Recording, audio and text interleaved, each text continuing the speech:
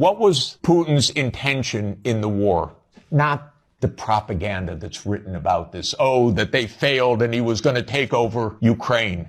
The idea was to keep NATO, and what is NATO? It's the United States, off of Russia's border.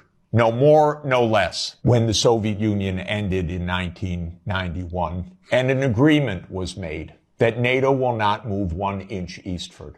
Now, what happened after 1991, the United States decided there would be no end to eastward enlargement of NATO. And the decision was taken formally in 1994, when President Clinton signed off on NATO enlargement to the east, all the way to Ukraine and into Georgia. So the NATO enlargement, as you know, started in 1999 with Hungary, Poland, and the Czech Republic. And Russia was extremely unhappy about it, but these were countries still far from the border. So the next round of NATO enlargement came in 2004. With the 3 Baltic states, Romania, Bulgaria, Slovenia, and Slovakia. At this point, Russia was pretty damn upset.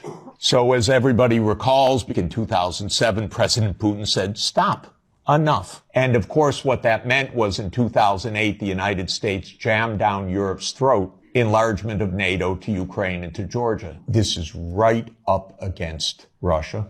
And Russia protested, because if Russia decided to have a military base on the Rio Grande or the Canadian border, not only would the United States freak out, we'd have war within about 10 minutes. And a month later, a war broke out. That gets Georgia destroyed. And starting in 2010, the U.S. put in Aegis missile systems in Poland and then in Romania. And Russia doesn't like that. In 2010, Viktor Yanukovych was elected on the platform of neutrality. Russia had no territorial interests or designs in Ukraine at all. What Russia was negotiating was a 25-year lease for Sevastopol Naval Base. That's it. Not for Crimea, not for the Donbass, nothing. In 2014, the U.S. worked actively to overthrow Yanukovych. Everybody knows the phone call by my Columbia University colleague, Victoria Nuland, and the U.S. Ambassador Peter Piot. Listen to it. It's fascinating.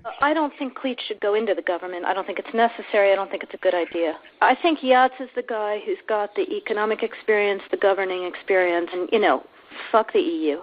No, exactly. And I think we've got to do something to make... You don't get better evidence. Then came Minsk, and especially Minsk II. It said there should be autonomy for the Russian-speaking regions in the east of Ukraine.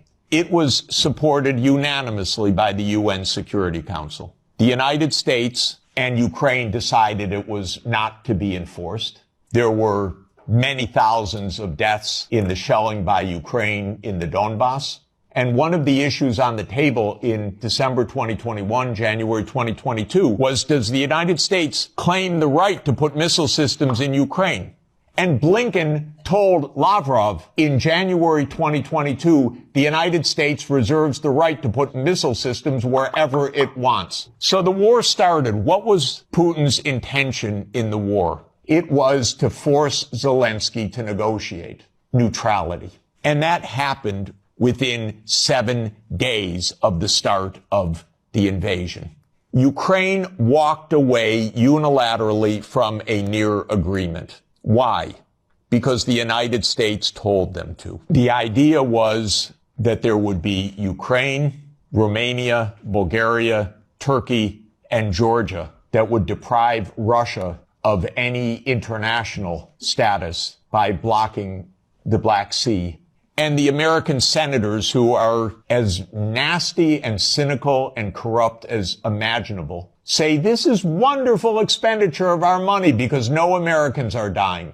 It's the pure proxy war. And since the U.S. talked the negotiators away from the table, about 1 million Ukrainians have died or been severely wounded.